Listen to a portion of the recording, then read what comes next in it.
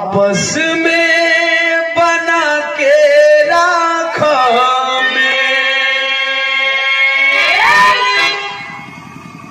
मंगरू यादव के रहल चार ठे ललनामा बुद्धि से जीते सारा खेल बुद्धि से जीते सारा खेल।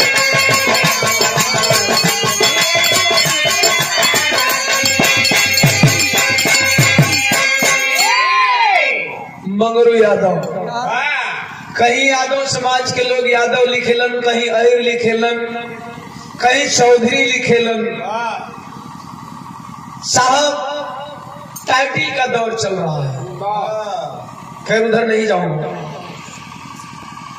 मंगरू यादव इलाके में नामी चौधरी रहलन, चाहे वो झगड़ा कौनो बिरादरी को होके फरियावे खातिर मंगरू यादव के बुलावल जाओ। अच्छा, आजकल न्याय नहीं हो रहा है। कवि जी की इस विरह को मैंने एक बार सुना, छत पे थे, ऑनलाइन 5 मिनट में सुना रहे थे। कवि जी हम कल कोई की विरह दे वो मत दे, हमें दे दे। अर्जुन यादव, सम्मानीय अर्जुन यादव जी दुल्हे राजा के पिता श्री आपके द्वारा गार्जियन महोदय के द्वारा पुनः 100 रुपया से सम्मान किया गया। बहुत अच्छा लगा कि रात भर हम कलाकारों को आप लोग सम्मान दे रहे हैं, दुलार दे रहे हैं, प्यार दे रहे हैं, हौसला बढ़ा रहे हैं। न्याय कहा होला? न्याय तो साहब लोग देखा तो नहीं, रोज देश में घटना होता। राजाओं का सिद्धांत कैसा होना चाहिए, ये चीज मुझे कवि जी की इस गीत में बहुत बेहतर लगी। चार भाई मंगरू का 4 बेटा हुआ। अब मंगरू यादव पूरे इलाके में अपना परचम लहरा रहे हैं इस बात का कि जिसका भी फैसला किए निष्पक्ष किए और उनका फैसला सर्वमान्य रहा। अचानक दीपक तले अंधेरा, तो उन्होंने के तो मुहावरा याद है, दीपक तले अंधेरा। दीपक दुनिया को प्रकाशित करता है लेकिन वो पेनीर का अंधार है। मंगरू अहिर अचानक उनको एक चिंता सताने लगी कि भाई देव मैं मर जाऊंगा, समय से पहले हमारे बच्चों का बंटवारा कौन करेगा? 4 बच्चे हैं, इससे बेहतर है कि हम जीते जी अपने बच्चों का बंटवारा कर दें। यही तर चरपाई पर बैठल बने, चरपाई के 4 कोना नीचे बैठल बने लड़का। एगो बात कहे लगन, तरस लगे मास्टर।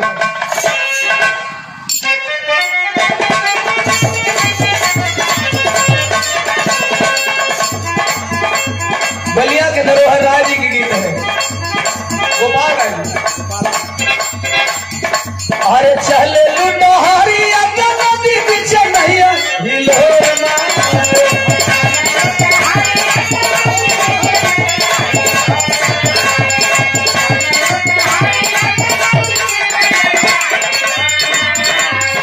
चले लुटोहारी नदी पीछे नहीं हिलोना।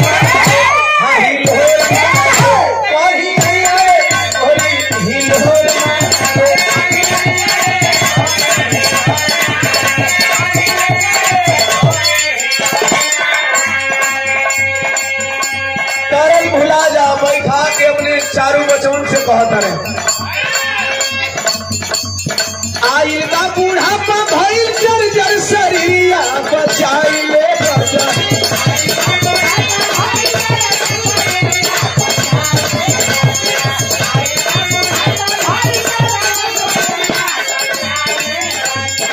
आइल का बूढ़ापा भइल जर्जर शरीरिया बचाई ले बचा, हाँ बचाई ले बचा।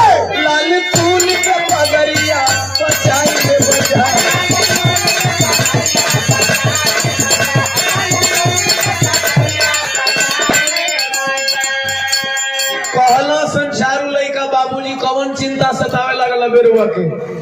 कहना बचवा हो, तू लोग के बोलैली ही तू लोग को बंटवारा करे बदे। बाबूजी तेजी बांट देब कहे हाँ, कहे ठीक बात बंटवारा कह दे, दुनिया मान ले हमनो मान लिया जाए। ए भैया, बड़का बचवा से चौधरी साहब कहलन कि देख बेटा, तोरा के गांव घर में गांव घर में जितना जमीन बा खेती बाड़ी उ कुल तोरा जीमा। बड़का एकदम खुश। दूसरका से कहला बेटा गांव घर का जितना बाड़ी बगीचा बा उ तोरा जीमा, ओहो खुश। तीसरा से कहलन कि बेटा रे जितना गांव में हम घर बनवैले बानी दीह डांगो सुशील कुमार कुरेम है कि कुरेन है, कुरेम की धरती से मानस गायक कौन भैया। मानस में का गावेला एगो मानस में एक लाइन चौपाई बा वो बड़ा हानि पहुंचावता समाज में। शूद्र गवार ढोल पसुनारी ये गाना अरे सकल ताड़ना के अधिकारी। समाज इतना जागरूक है कि वो चौपाई भी खुश होके गाता है जो चौपाई से खुद को गाली पड़ती है। इतना ही नहीं तुलसीदास जी बड़ी खुश है तो एक लाइन और लिख दिए। पूजा हूँ विप्र सकल गुणहीना अशूद्र न पूजा हूँ वेद प्रवीणा। कितना हूँ बकलोल ब्राह्मण है पूजनीय है लेकिन शूद्र अगर पढ़ा लिखा विद्वान है लेकिन वह पूजनीय नहीं। तुलसीदास जी लिखे, मैं नहीं कह रहा हूँ। और अगर किसी को बुरा लगता है तो सबसे पहले तुलसीदास जी बुरा लगना चाहिए, ओम प्रकाश दीवाना नहीं, क्योंकि मैं उनकी लिखी हुई बात बोल रहा हूँ। लेकिन ये शूद्र समाज है कि हंसता रहता है, सुनता रहता है। महाभारत में गुरुद्रोण डायरेक्ट कहते हैं कि शूद्रों को शिक्षा का अधिकार नहीं है, फिर भी शूद्र समाज करेगा टीवी देख के कि अरे गुरुद्रोण तो ऐसे कह रहे हैं। इन शूद्रों को पता नहीं कि गुरुद्रोण तुम लोग को भी कह रहे हैं। वो खाली कर्ण को नहीं कह रहे, पूरे शूद्रों को चेता रहे कि तुम लोग को शिक्षा की जरूरत नहीं है। खैर उधर छोड़िए, इनके मानस पठवा पे चौपैया याद आएगा। 50 रुपया भैया का बहुत बहुत प्रणाम लगी। ए लाइन के छोड़ के कैली ए लाइन के छोड़ के रोजी रोटी। अब चौधरी जी समझाओ तो बेटा तीन हिस्सा हमन छोटका कहता बाबू हमके कुछ देवे ना कैला इतना कोही के और समझाओ तुम।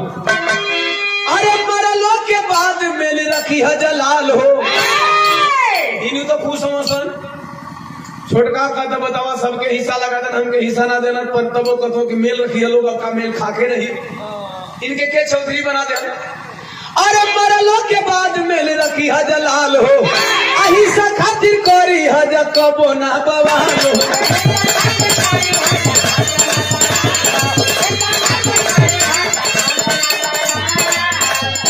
पहला से बड़का बवाल रखल छोटका के कुछ देला का सुन छोटको खातिर बा।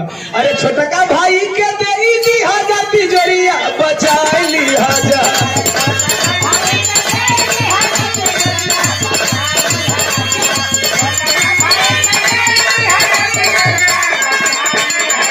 लाल कूल के पगड़िया बचाए ली हजार। छोटका भाई के जिंदगी का जितना जमा पूंजी सोना चांदी सर्फी हीरा जवाहरात से तिजोरी भरल बा ये छोटका भाई के रही। अब इन तीनों जवन फूल के गुब्बारा बनो संकलन बाबू रे बाबू तो ढेर का ही सब छोटके के दे दहलो कि कैसे बांटत रहा दुनिया मान ले कैसे फैसला करत रहा दुनिया मान ले तो घर में झगड़ा लगा देना। कन्या पक्ष से कन्या के मामा सुनील यादव जी गाजीपुर से 100 रुपया और 100 रुपया मनोज भैया की संतोष भैया कन्या के बड़े भैया लेखपाल साहबाब के द्वारा चरणों में प्रणाम। चारू भाई खलसन बाबू तू बंटवारा के लगी झगड़ा लगा दे। अचानक देखा बुढ़ऊ बीमार चलते रहलन चौधरी जी कुछ दिन के बाद लटक गई। जब कुछ दिन के बाद लटक गई है एक लाइन तर्ज लगे मास्टर साहब गोरिया रे बिजुरिया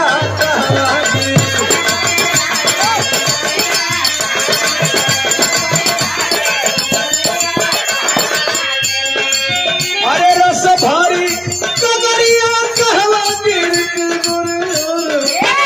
गोरिया रे बिजुरिया कहवा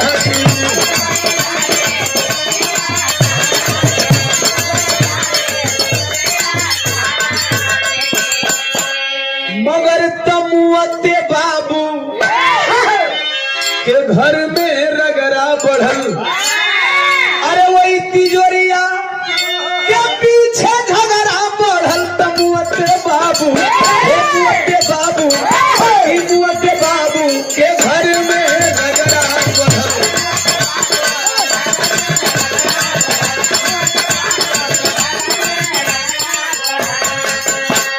बाबू मरला महिला श्मशान घाट ना गेल तो चारू भाई लड़ गए। बड़का कलश अरे कम से कम तेरही हो रही कैलसन एक बाद हिस्सा खातिर लड़े। आजो जमाना में ऐसा नहीं होता। बाबू का बनावल संपत्ति से बेच के एक कोना बेटी का ब्याह हो जाए, लेकिन बाबू को मरला के बाद एक कोना नहीं बेचाई। वही बाबू को बनावल संपत्ति। लोग कहता ना तू कितना लगेगा, तू कितना लगेगा, तू बताओ तू बताओ। चारों भाई लड़ गए। बड़का कलश सुनसन कम से कम इनके दाह संस्कार कैलसन करीब बाद हिस्सा खातिर लड़िए सन। दाह संस्कार करके आया। बड़ा भाई बोला सुनो ऐसे हिस्से का बंटवारा नहीं होगा। चलते हैं एक राजा के दरबार में। राजा के दरबार में जो राजा फैसला करेंगे कि पिताजी ने कितना सही बांटा है कितना गलत बांटा है, उसी फैसला को हम लोग मान लेंगे। चारों भाई चले राजा के यहाँ। कौन राजा के हैं? अरे राजा वीर सिंह के मानल जाई बतिया। अरे बिहाज के ले ही उठी जोरी वाली बतिया।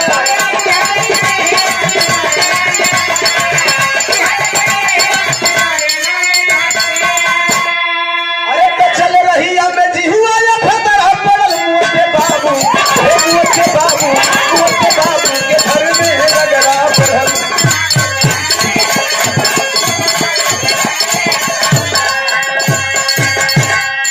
राजा वीर सिंह के दरबार में चारों भाई फैसला के सहमत हो गए। चारों भाई जब फैसला के राजा वीर सिंह के दरबार की तरफ चले। राजा के राजमहल उस गांव से और राजमहल वाले गांव से राजा के गांव की दूरी में एक जंगल पड़ता था। जंगल के रास्ते से चारों भाई गुजर रहे थे। अचानक जंगल के बीच में जाते जाते बड़ा भाई कहा सुन भाई, जंगल में कुछ लिखा हुआ है, मुझे पढ़ने का मन कर रहा है। आज जंगल में किलोमीटर बा। आज लिखा था कि ये वन्य प्राणी वाला जंगल है, इसमें खूंखार जीव जंतु रहते हैं। पहले जंगल में कुछ लिखा है उखार नहीं। आखिरी लड़का का पढ़ा था। छोटका कलश पढ़ा उड़ा मत, चुपचाप चला। बहुत ज्यादा विद्वान मत बना। चले के बाद झगड़ा फरिया तो पढ़वा लफड़ा फाल लेबा। कलश हम पढ़ल नहीं पढ़ब का पढ़त मास्टर तर्क। फिर कवि जी वाली आदरणीय सुरेश कवि जी वाली गीत जो हम गौली अपने गीत के माध्यम से और बड़ी पसंद करी।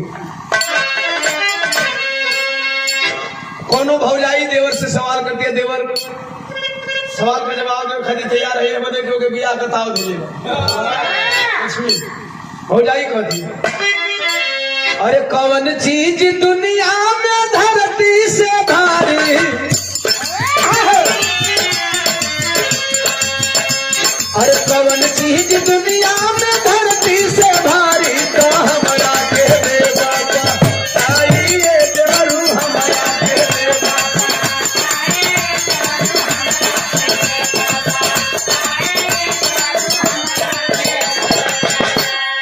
कवि जी का लिखल गीत बड़ी खुशी बा कि आज 5 मिलियन क्रॉस करा था, अर्थात 50 लाख। यह दुलार है आप सबों का, प्यार है। कवि जी के गीत का जवाब रहल, जवाब बड़ी प्यारा है। देवर कहता अरे पाप बाटे दुनिया में धरती से भारी। अरे पाप बाटे दुनिया में धरती से भारी। तो जई हजरी में लपटाइए भौजी, जई हजरी में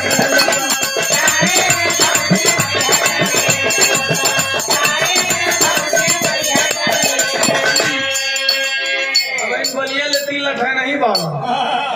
बलिया से पूर्व जा दीवाना बोला, दीवाना मस्ताना बोला, हीरो बोला। 50 रुपया नमो बताओ। अच्छा ये 50 चरणों में प्रणाम आए हैं तमाम साथियों। कोट कोट सर आप मस्त है। क्या क्या बोलते हैं ना इस महफिल के आप कॉमेडियन बन चुके हैं। आज मजा दे दी। बढ़िया भी रहा मन करता हूँ। हाँ मालिक ए भैया इस तर्क कवि जी वाले बिरहा का भाव है। बड़का पढ़ता बहुत गईल बा पशु एक टेढ़ मेढ़ लागे। बड़का पढ़ता कहता एगो पशु गईल बारे भाई टेढ़ मेढ़ तरीका लागता ठोस नहीं खे बोलो कहता था मतलब लागता ये बड़का पढ़ाई पढ़े बोलो तो अलग ज्यादा हम जानता नहीं कहे तू का पढ़ले वाले करस का कलह तू सरका कहत बड़का पहली लाइन तू सरका करी बाद वाली बतावत बड़का कहे कि गइल बा पशु एक टेढ़ मेढ़ लागे तू सरका नंबर वाला भयवा कहे संगवा में नहीं खेमा अरे ये भैया संगवा में नहीं खे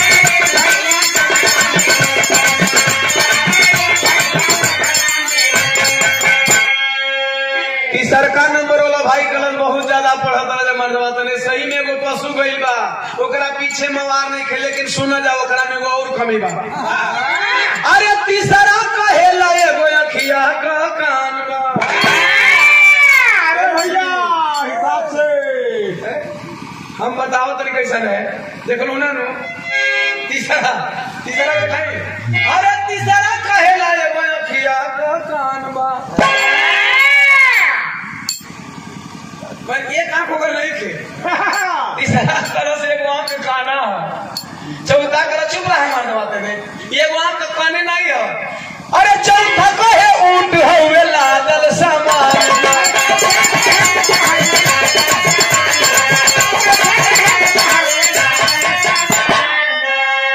चारों आपस में ये बतियावा दोस्तन उठावा वाला हरिया गलिया बगलिया खोजत रहे लाठी लेके आगे लागे खड़ा कला चोर कहीं का तुनहन खानदानी चोर लगत हो तुनहन खानदानी चोर लगत हो सर हमार ऊंट चोरा के यहाँ बड़का विश्लेषण में लगल हो सर कि ऐसा है वैसा कहो था अरे कहवा बाबूटी यदि लोग ना बतैबो अरे कहवा बाबूटी यदि लोग ना बतैबो तो सबके पढ़ाई गिरफ्तार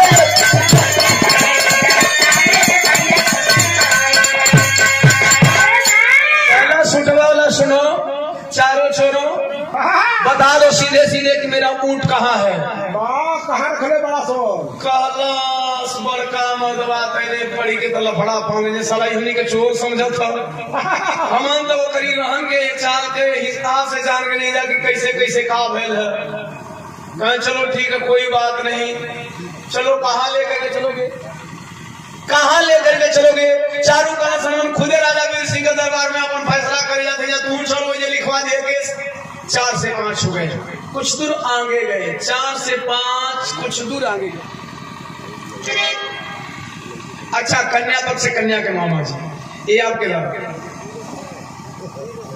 आज एक खत्म चूंकि बीच में भी रहना 50 रुपया चरणों में प्रणाम आए हुए तमाम साथियों को कोट सनमत गौर करिए आखिरकार जब कुछ दूर और गया तो बड़ा भाई कहा था कि हमारे जंगल पढ़े को मन कर कलश लफड़ा पल्ले वाले को चोर चोर को तलाश लेके इस साला ऊंट चरा वाला हमने के चोर कहा था चारों भाई के चौधरी का बेटा है जा कहे का करबे अब पढ़ देनी तो हमारे गलती को कहा अब फिर पढ़े का मन करता है नहीं मन तो पढ़ का पढ़ो तो जरा गौर करेंगे तरज बदल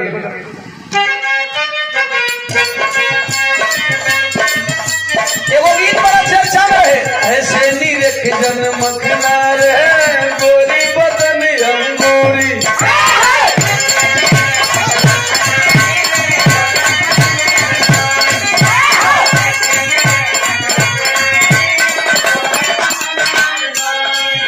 अरे छोरा छी छोरा तो लगता है रखना हमसे दूरी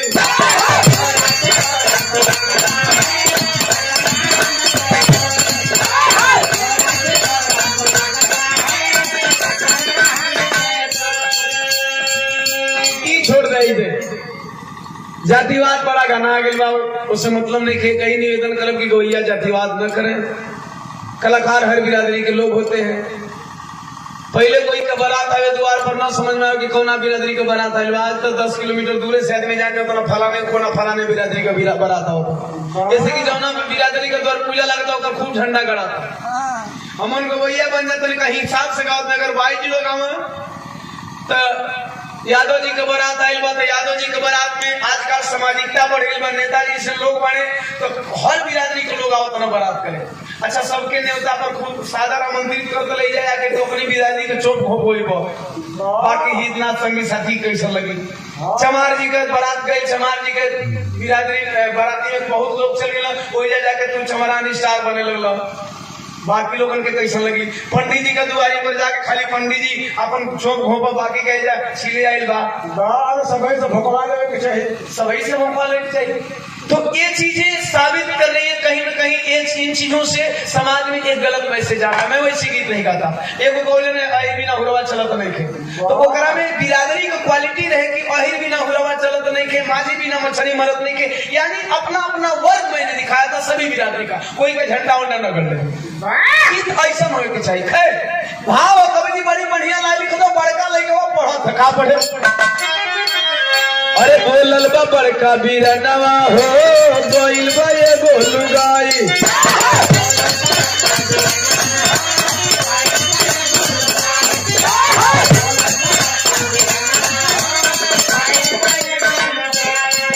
दूसरा कलश तू खाली आजाद पूरा पढ़त हो मर्दवा भैया, कहे तू पढ़ता है कार्य कहे जे तू पढ़ ले बोलो करे पहले काम पढ़ के बैठल नहीं कहे मतलब कहता।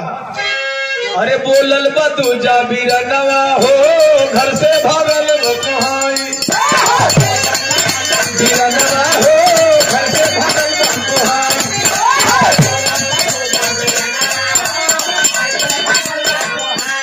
गलत तू हम आधा पढ़ले बड़े। तीसरा कहता बोले तीजा बिचारी पाऊ ओकर बभारी।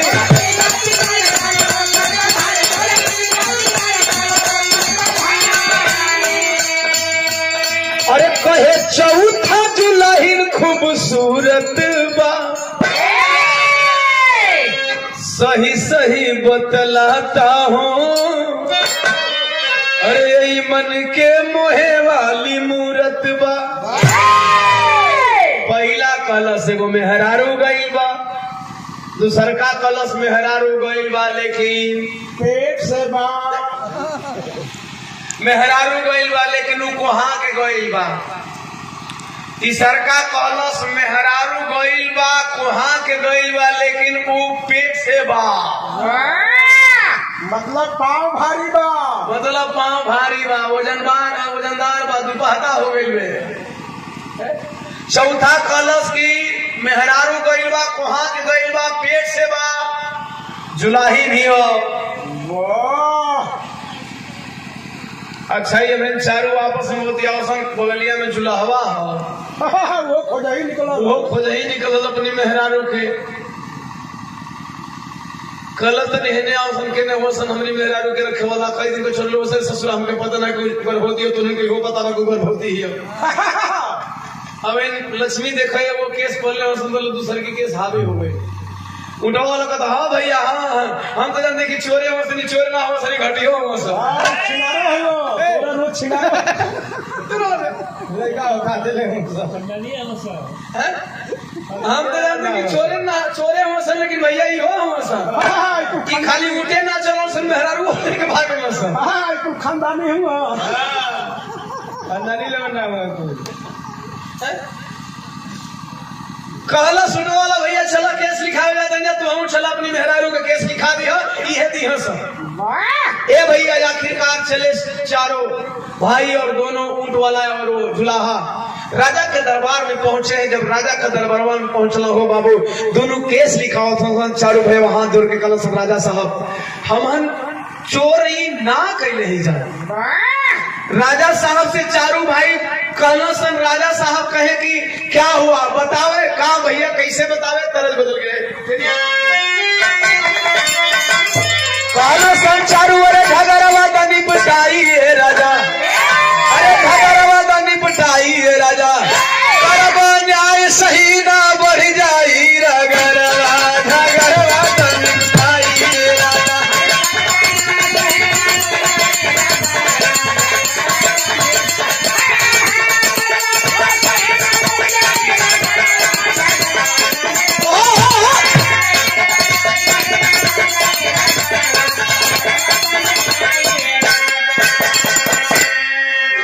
राजा साहब कहना कि पहले ई बतावसन कि अगर तू हम चोर ना आवसन तो ई साबित करसन। बैठ जा।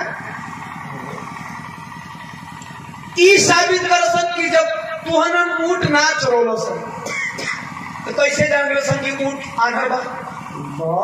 पहला कलश है राजा साहब जब मन को उठवा जंगलवा में घुसली जे तो उठवा का पैर का निशान देख ले, जब उठवा का पैर का निशान देखले के बाद ई लगल कि ऊंट हो आ ओकरा पीछे अगर मुआर रहल रही तो ओकरो पैर का निशान रहल रही।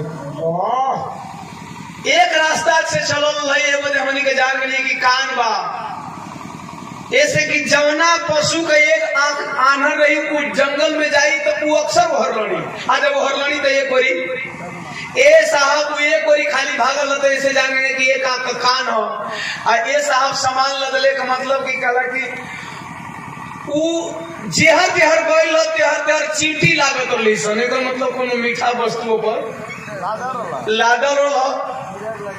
राजा कहना कि अरे यार ये तक कला क्वालिटी का आधार पर उठवा के बतावा तो रहा सुन कहीं चलो ये तो मान लिया लेकिन मेहरुआ के विषय में का ख्याल बा। चारों भाई कनसन की साहब बड़का कलश है साहब हम ए बदे कने की एगो मेहरारू को वहां के रेल बिया चूंकि मेहरारू को पांव और मर्द के पांव में अंतर बा लेकिन उ गई लिया तो दूसर का कलश की तू कैसे जान गए कि कुहा के भागल बिया तो अक्सर कुहाए वाला मर्द मेहरारू भाग यहाँ तो 10 कदम आगे यहाँ तक 1 कदम पीछे उलट के तक कोई आवता कि ना पीछा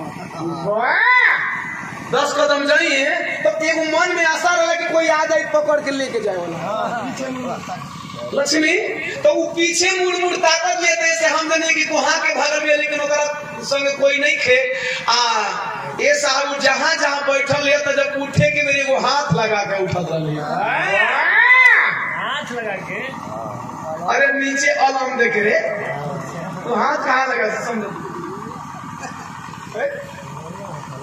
हाथ लगा के वो जब जब उठा तो लिए तो ये साहब ऐसे मन जान अगर होती है और हर जैसे जैसे देखिए जाति बिरादरी तो बहुत मायने नहीं रखता है लेकिन जब से जाति बिरादरी का लोगों ने वो बंटवारा किया है तो लोग अपना अपना कल्चर बना चुके हैं।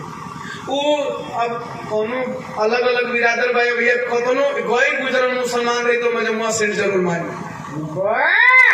तो ये बदे हम जानते हैं कि उजुला ही नहीं हो। राजा साहब कहना कि अच्छा अच्छा अच्छा ऐसे नहीं मानेंगे मेरा एक सवाल है उसका जवाब दो तब हमको लगता है कि तुम हमको बुद्धू समझ रहे हो। सवाल रखना का राजा साहब 1 मिनट का टाइम लेना राज दरबार से बाहर भइलन और राज दरबार से बाहर गइला के बाद एक तक से एक डिब्बा लेकर के आए और डिब्बा वो भी अपारदर्शी डिब्बा। पारदर्शी मतलब जिसमें आर पार दिखे, अपारदर्शी मतलब जिसमें कुछ दिखे ना आर पार। अपारदर्शी डिब्बा लेकर के आए और डिब्बा में कुछ रख ले। सवाल करना वो चारों भाई से कि अगर इस डिब्बे के अंदर जो चीज है उसी में तेरा सवाल है, अगर उस सवाल का जवाब दोगे तब पूछो तो तर्ज लगे।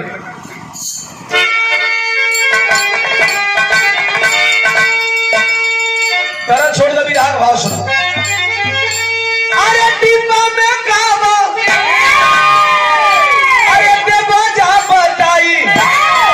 सुन जब बबुआ का हम रखली छुपाई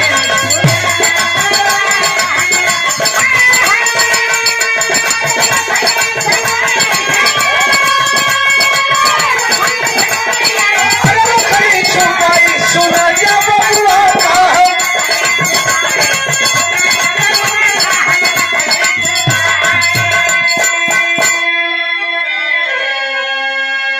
साहब बतावे के तो बता दिया जाए लेकिन का डिब्बा हम लोगों को हिलाने को देंगे। राजा कल हिलाई के तो हम जाने सरकारे तो राजा बड़ा घमंड में हो कि डिब्बा हिला के क्या जान के अंदर का ठीक है बेटा हिला सकते हो। बड़का कलश की अलग अलग सवाल रखिए कहीं में सबका सवाल कहने कहीं में चारों का सवाल बड़का हिलावत हिला कलश राजा पूछ गई नहीं कहे बताओ कहे अपने हिस्सा वाला के पूरा कहने अपने हिस्सा वाला बताओ तो बड़का कहेला ए माँ गोल बाटे माल हो लक्ष्मी मेहनत चढ़ाक ना होनी मरद 4 जवाब अधिकार है। बड़का कहेला ए माँ गोल बाटे माल हो बड़का कलो साहब जवन कुछ भी है एकरा में गोल हो राजा कहूँ कि कौन बड़ी बात है, बोल तो दुनिया में हर चीज में खाली बोले न कले बैकरांगा वाला थोड़ी पूछ गए सब। दूसरा कहेला ये माँ बाटे लाले लाल हो,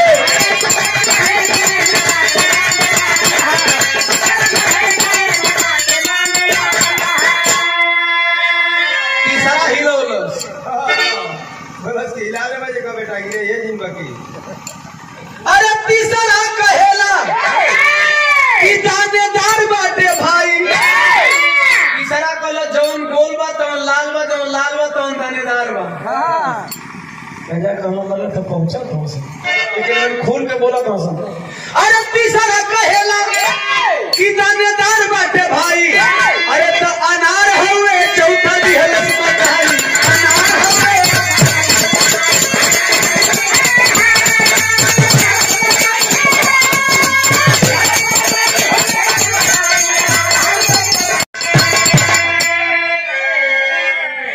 चौथा कहला साहब अनार है। आइए आप लोग को थोड़ा सा अनुभव बता दें। इंसान के पूरे शरीर में 10 इंद्रियां हैं, 5 कर्म और 5 ज्ञान, और यही इंसान के जिंदगी का सबसे अनमोल खाती और अनमोल रतन है। ज्ञान इंद्रियां आपको किसी भी चीज का अनुभव कराती है। हाथावा से जब डगरौलस तो डगरौलस तो डगरते डगरत गोल में तो डगर में करी चापट रही तो उल्टी पलटी, लेकिन गोल है तो डगरेगा। अच्छा पहिलका तो जान गई गोल है, दूसरका जब डगरौलस तो कर ले तो ज्यादा अनुभवी हो। वो कहलस की एकरा अंदर लाल बा, चूंकि अनार यह गुण सब में नहीं है। अनार का दाना कुछ बड़ होला, कुछ छोट होला, कुछ ज्यादा उठ जाला, कुछ कम उठेला, तो अनार का खोल पूछ खा रहे। तो जब वो डगरे तक पटके, प्लेन चीज नहीं पटकेगा, उसमें ऊंच खा ले, इसलिए वो डगर रहा था तो पटक रहा था। तो दूसरा में सोच गया कि हाँ तो अनरवे तो अपन हिसाब बतौला कलश लाल हो, तीसरा कलश साहब दानेदार है, चौथा कलश अनार हो। राजा कहना वाकई रियल, तुम लोग वाकई ज्ञानी हो। और सवाल ये है, जरा वो बोला इधर ना, मंत्री जी से कहना कितने के 2-4 तमाचा लगाओ तो सारे के पहले बंद करके मारा लगाई 2-4 तमाचा। ऊँट होला के 4 तमाचा मरलस, मंत्री निकल गए ना जुलावा के बोलो ना कहना सुनता नहीं तो मेहरा में छोड़े ले मसला तो इनके खानदानी का बोलत ले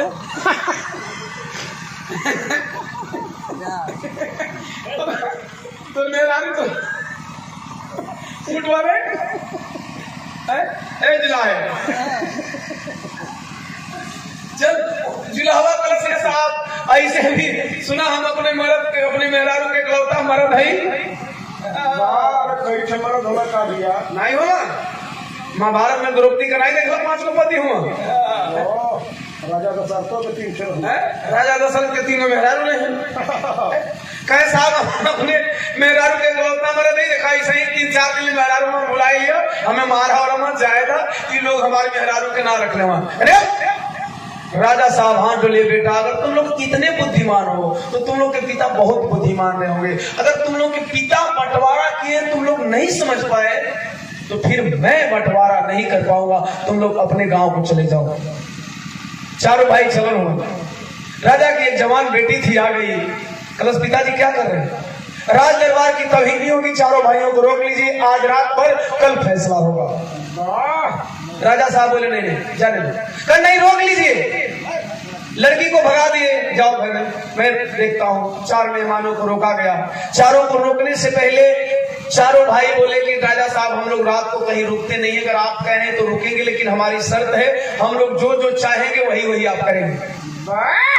राजा ऐसा हुक्म हो साहब, आजकल का राजा ऐसा बना कि 15 लाख दे करके 5 रुपया नहीं खरीदे। राजा जब वचन देते थे तो अपना वादा पूरा करते थे। देखिए मैं कोई भी बिरहा गाता हूँ, चाहे बात भूत की हो चाहे बात भविष्य की हो, वर्तमान को मैं हमेशा ऐड करके चलता हूँ। आज के राजाओं का आप आकलन कर लीजिए, अगर साला थाने पर थानेदार बा बिरादर कली का रेप करके चल गई, फोन कर देना फलाने जाता ना केस वोस मत लिखिए, यह न्याय चल रहा है, ऐसे न्याय हो रहा है। राजा साहब ने अपनी बेटी का बात माना, बोले चारों भाइयों से बोलो क्या चाहिए तुमको। चारों भाई बोले हम लोग रात भर रुकेंगे तो खाना खाएंगे। कहे खाना कौन सी बड़ी बात है, 2-4 बीघा जमीन लिख देंगे, सोना सर्फी दे करके सुबह विदा कर देंगे। नहीं नहीं, मुझे खाना चाहिए और खाना हुआ भी जो मेरे पसंद का हो। पहला सवाल बोलता है, राजा साहब बोले बेटा बता जरा तू क्या खाने वाले हो, बताओ तो गीत आखिरी लगे। अरे बड़का कहेला हम दादा भात खोई दे आएगा।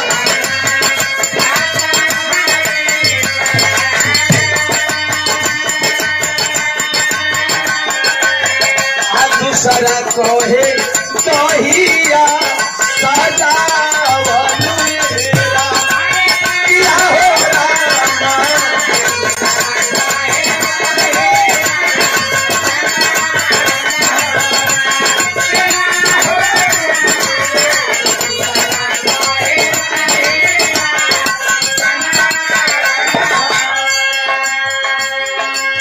पहला कहा मैं दाल भात खाऊंगा, ताजा होना चाहिए, कल नहीं कौन बड़का शर्त बारे।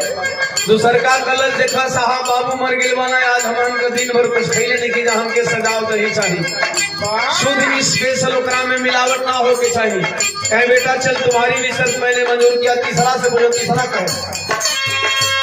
तीसरा कहेला खाइब काका राते मासी आए काका।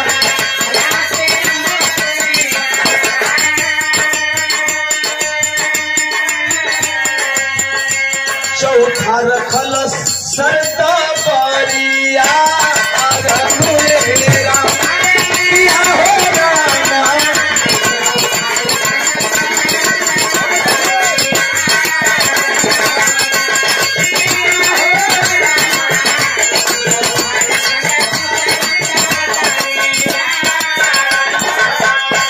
तीसरा कलश साहब हम बकरा का मांस खाई। चौथा कलश साहब तीनों के रोकला, हमके मत रोको, हम खाई नहीं सुतब। अरे तो सूत लो। कहे जब तू खाइबे नहीं सुतबे तो चुपचाप 2-4 गो रजाई ले लिए सूत। कलश हम ऐसे ना सुतब। कैसे सुतबे? हमें के ले तब सुतब, अकेले न सुतब, तू केले सुतब। कहे मतलब कहे कि तू पहले कह कि हम जेके मांगा वो के सूते के देव तब। कहे चल मांग का मांगा तेरे तो कहता। अरे राजा तोहरा बेटी संगे सूत बैठे जाई।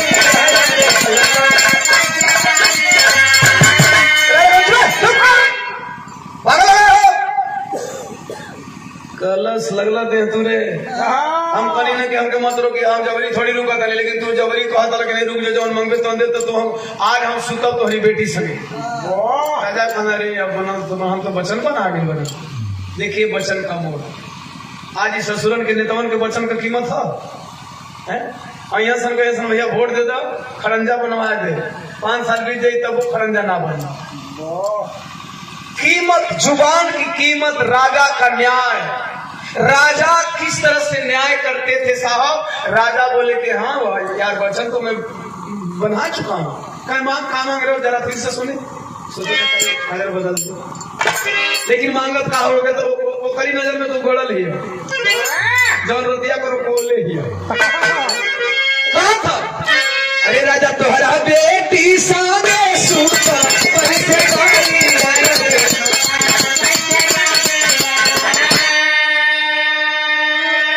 अरे लाजमती जे कर बड़वे ना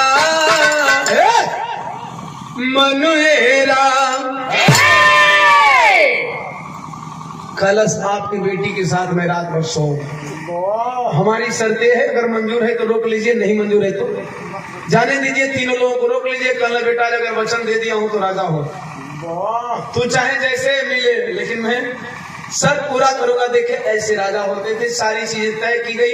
अब डर इतना सतावे लगा राजा के कि अपना घर का राशन छोड़ के किसान घरेले राशन मंगो। वाह, सब पढ़ा तू बढ़त हुआ।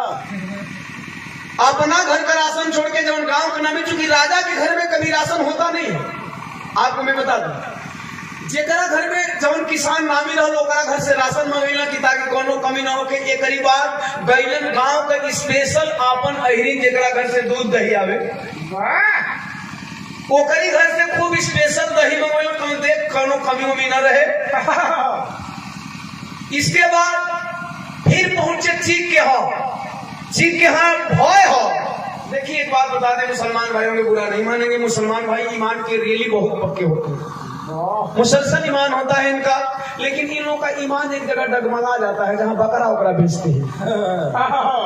ये लोग अगर कसम उसम खा के भी, अल्लाह कसम खा के कहें कि इसमें बकरी नहीं मिला है तो यकीन नहीं करने का है। काटत भी है कोई बकरा का मांस नहीं है, कोई बकरी का बतिया में कहा भैया काल तो कहाँ मिला तो तुमको मिलाए थे। राजा साहब यकीन नहीं करें, कहा बकरुद्दीन तने में को बकरी बढ़िया स्पेशल बकरा दे दो, हाँ एक रखे हैं बकरीद के लिए, वही काट दे रहा हूँ। कहने नहीं ऐसे नहीं मानो, ले चल के अनारा घर में चेक करा तो बकरे है ना। अनारा घर में जाकर राजा टोना टोना के बकरे है ना, बढ़िया कि ना है। दीने बाहरे मिला के ओकर सिंह टोना की सिंह सही है ना, अच्छा कटवाए। अब लड़की तो उनके है तो लड़की पर कौन सा लड़की तो राजा कहो। रात गुजरल सवेरे पूछाए लगल राज दरबार में, और जब पूछा था तो उच्चारू बतावत का मास्टर साहब कहा लगल।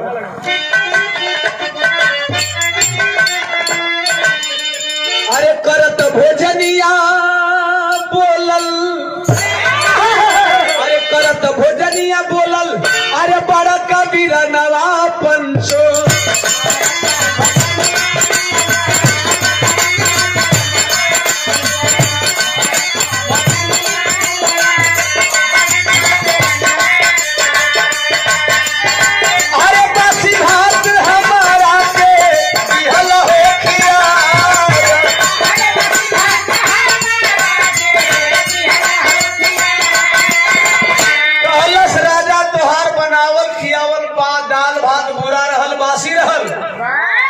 राजा कहना इशारे फरी झगड़ा फरियावे ना हमार बेइज्जती करावे ना।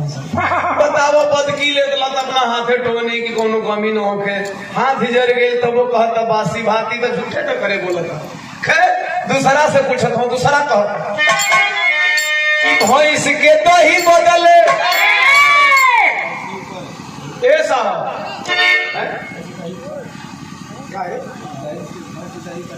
अरे भैंस के दही ऊपर अरे लागल रहे बनरा हमरे।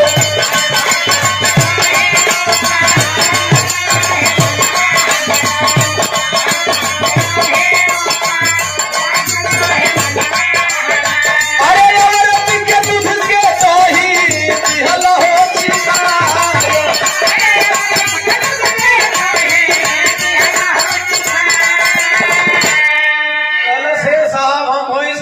दही खाए कली तो औरत को दूध को दही खिलाए दला महाराज हमार धर्म नसाई गई।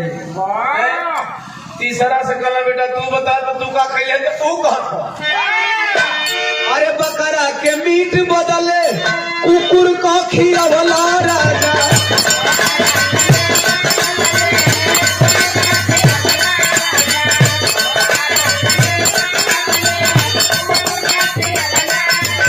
अरे तीसरा कहेला धर्म गइल हो नसाए।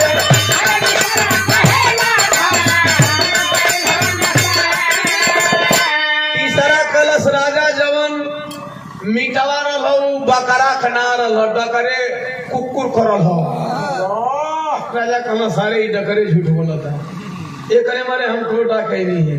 कबो बकरीन के पंजरा जाए कि नहीं, आज टोए के पड़ गई टोए के कटौले बड़ी है कटवैले बनी सिंहो देख ली। अच्छा एक बात मैं बताऊंगा, लोग कहते हैं हमारे बुजुर्गों ने कहावत कही कभी कभी आंखों देखी बात भी झूठ हो जाया करती। अब बताई बेटी हमें दो तीन को बहुत बढ़िया कमेजी को पॉइंट लगल हमें। चौथा से पूछना बेटा तू बताता तोर का ख्याल बता कहता। अरे सुते कहली राजा तोहरा बेटी के से जरिया रतिया।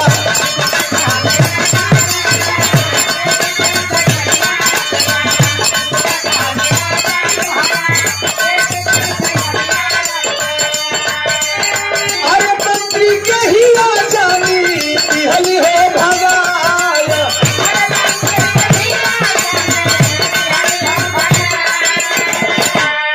ए राजा साहब तोरी बेटी के मंगली सुनने खातिर तू अपनी बेटी के ना पठैला हो ना सुतनी कहे मतलब बच गई है मेरी बिटिया कहे हाँ कहे क्यों कहे कि तोहार बेटी ना हियो, मंत्री का बेटी हियो।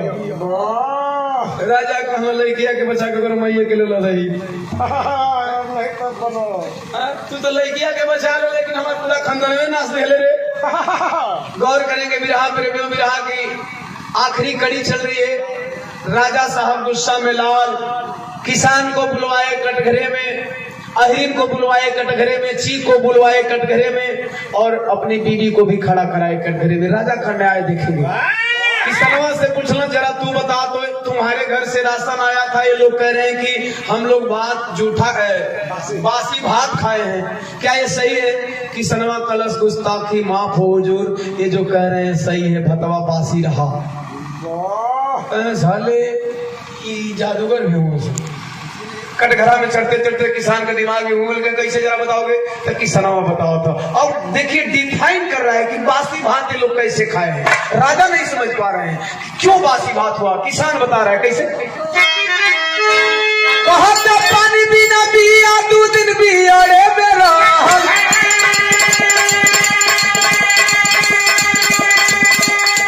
अरे तीसरा दिन हो के हम हरी रो पावा। राजा साहब पानी हमार 2 दिन बियड़ा में रह गए, पानी बिना हमार खेते में बिया रह गए रहे। अये साहब 2 दिन के बाद रोपाइल तो हमारे गांव में प्रचलन बा, 1 दिन के बाद दूसर का दिन बिया रोपाला तो लोग पहला बासी रोपाता, फलाना का बासी बिया रोपाइल। ए साहब अगर बियावा बासी तो बियावा से उपजल धनवा बासी, धनवा से चौरा, चौरा से भतवा कुल बासी। राजा कहना बाप रे बाप, कोई पीढ़ी तक जाना था। यानी कि बासी बिया को उपजल धान का टेस्ट क्या होला, यही है टेस्ट। ज्ञान इंद्रियों का कमाल है साहब। ऐसा ही थोड़ी हम चीज ले कि बस भातवा बासी हो गई, टेस्ट तो हम बनल भात चिन्ह ले जा, वो इतना जानकार सन कि बिया का भी स्वाद जाना था। अरे वाह, कि ताजा बिया का कैसन होई, लाल बुझक्कड़ हो। ए भैया दूसरा ने कहना बेटा जरा तू बता तो, सॉरी अहिर का घेरे में खड़ी है, कहो तो उसे भैंस का दूध मांग लेनी तो तू मेहरारू का दूध जमा दो कैसे? कहे साहब हम लड़कोर है। कहे लड़कोर है तो खाए मार जना दे, दूधवा कहाँ से दी रे? तू लड़का के पियावे की दूध जमा जी, तू लड़का के पियावे की दूध जमावे। हाँ लड़का कितना पी जाला रे? कहा दिया वो क्लियर करके देखी कैसे दूध जम, कैसे हमारा दूध का दही जमल। अरे लड़का पियावत रहनी बोलल अहिरी नीला,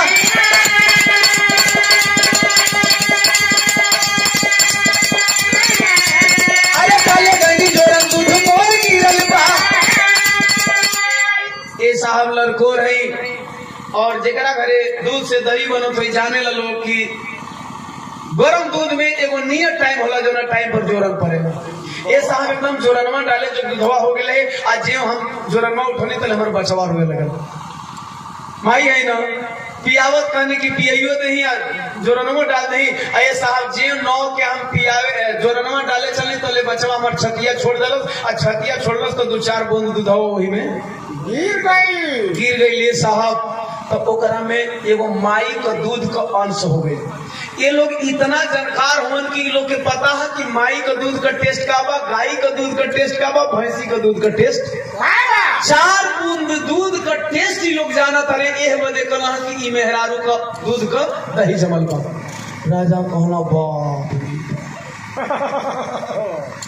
लक्ष्मी मेहरारू चलाक ना होली हो, मरद बहुत खतरनाक चलाक बोला भाई। तो भाई कम अवसली फसान आवत है ना। तीसरा से कहलन चिकवा से कहलन कि बेटा बता तो हम तो टोटा के लाए थे साला, कि बकरा से पिल्ला कैसे हुआ रे? कहे साहब बड़ी पुरान बात बा। कहे का पुरान बात है? कहे सुना, हम कुतिया और बकरी दोनों पल्ले में। कहे तो कुतिया का बच्चा कुत्ता, बकरी का बच्चा बकरा। कहे साहब सुना, अब तनी रियल बात सुना। अरे वह कुतिया बकरिया के साथे बच्चा दी हाली,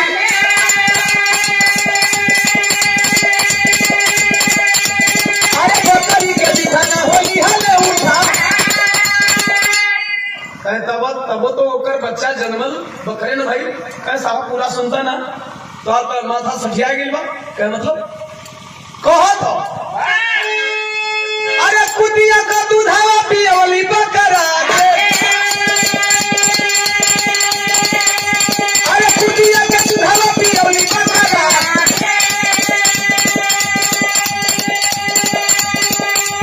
अरे खाए वाला सही सही देले बापा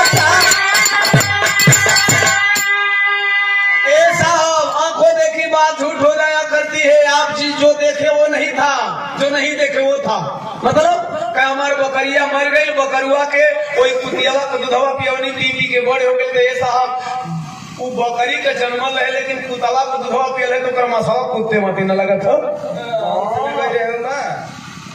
कहना राजा बाप रे बाप बाप उतना तेज लड़का इतना तेज तो कोई बंटवारा हमें कर सकता हम कैसे बंटवारा करें कहना राजा बेटा तुम लोग जाओ मेरा माथा चकरिया गया लड़की खड़ी थी पिताजी फैसला तो हो गया फैसला हो रहा है मैं भी सुन रही हूँ फैसला तो हो गया कब कहाँ फैसला हो गए तो फंसावा जाता हूँ सब फैसला में फंसा लगा तो कहने पिताजी फैसला हो गया देखिए अब मेन टाइम पे खड़ा है फैसला अब मैं फैसला सुना रही हूँ सॉरी रानी रानी की बारी हाँ रानी की बारी आई रानी ने कहा कि रानी बोला रानी कल किसे अभी है करो अरे हम रहोगे ना भाई आज भाई तुम भूला आ जाए देखें राजा का न्याय का सुन ढेर निपुर मत चुपचाप तू कटघरा में खा रही थे बताओ कि आखिर हमारे जनमत मंत्री का कैसे भाई रानी कह लिए साहब आप एक महीना खातिर दूसरा राज्य में अहेर खेले गए नहीं जब अहेर खेले गए तो ये साहब समझ ली कि हम एक दिन में नहले रहे वही बीच में नहले से कौन बात है न तो के समझ में नहीं करिएवा के समझ में ये पुरान आदमी के समझ में आई कि नहले का होला आजकल तो खोल के कोई देते संगी 5 दिन के बाद नहा आता क्या जानी पहले 5 दिन मेहरारू नहा दूँ तब जाके बाहर कल से साहब नहिले रही अब वही टाइम को तवाल के हम सामान लिखाओ रही अंगुरिया छुआ गए जब अंगुरिया छुआ गए तो अर्थिन पा गई वही दिन गड़बड़ हो गई साहब ये सच्चाई बा कि इलैकिया को इलैकी सॉरी मंत्री की इलैकिया मंत्री कहियो कल करे जब हाँ मानी तो वो तू नहली रे महीने में कोई भी तू नहा दे कहेंगे साहब झूठो बनाई दे रहे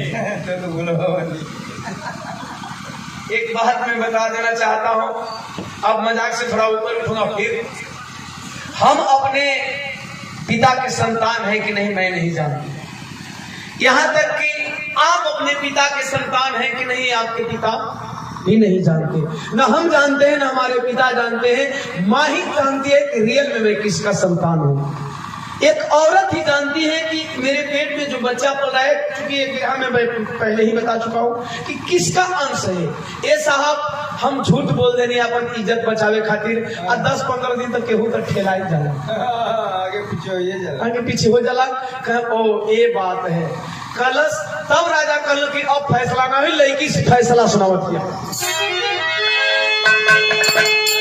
अरे लाज राजा के रखलस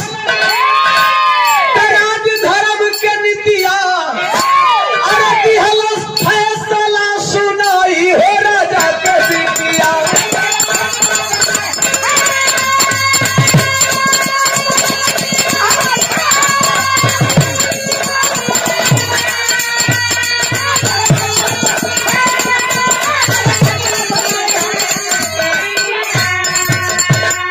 पिताजी सुनिए तीनों जना खाए कहला है जब भाई ध्यान दीजिए मैं एक फैसला सुना रही हूँ तीनों लोगों ने टेस्ट लिया जब जीत तक अन ले गए तब टेस्ट जाए लेकिन चौथा का फैसला सुननी कि चौथा छोटका जो बोला तो कहा कल हमारे बारे में तीनों जना खाए कहला है जब भाई अली हले बेसवाद छोटका दी हलस बताई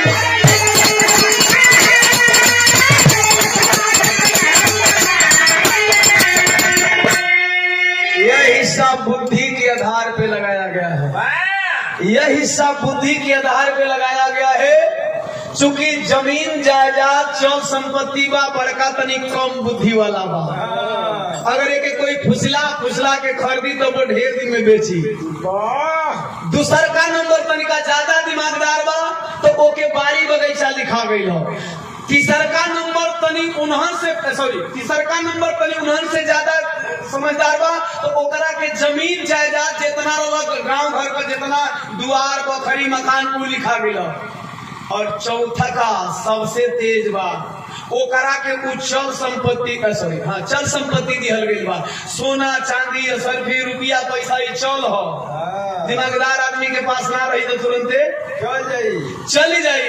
ये बदे चौथा के तिजोरी का मालिक बनैलन है, चूंकि चौथा ने हमको दरवाजे पे जाते जाते ही भगा दिया था। वो सोया नहीं।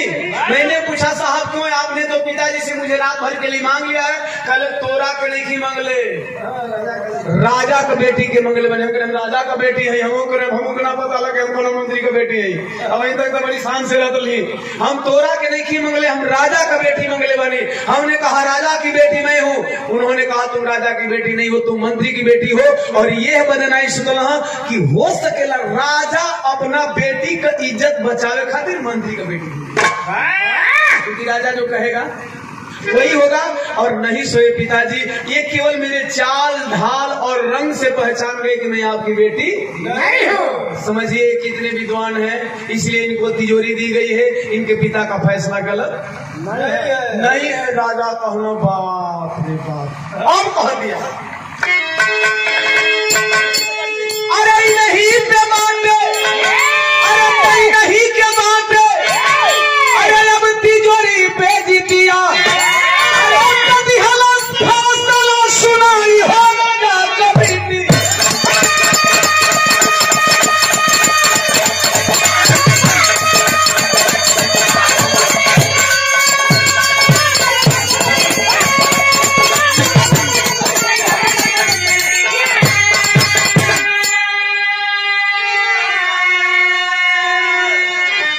इस तरह से चारों भाइयों का फैसला हुआ।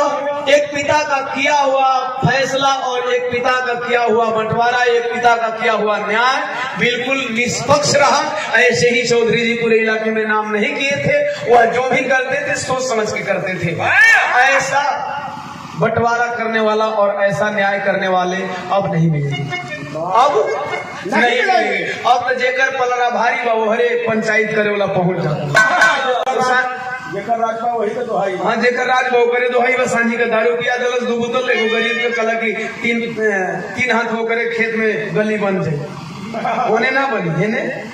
यही न्याय, ऐसे न्याय करने वाले नहीं मिलेंगे। समय बहुत तेजी से बदल रहा है। इनकी आखिरी कड़ी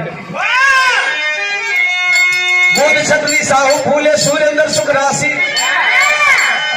बागा में सुरेश कवि महेंद्र कवि बेलासी। अरे झगड़ा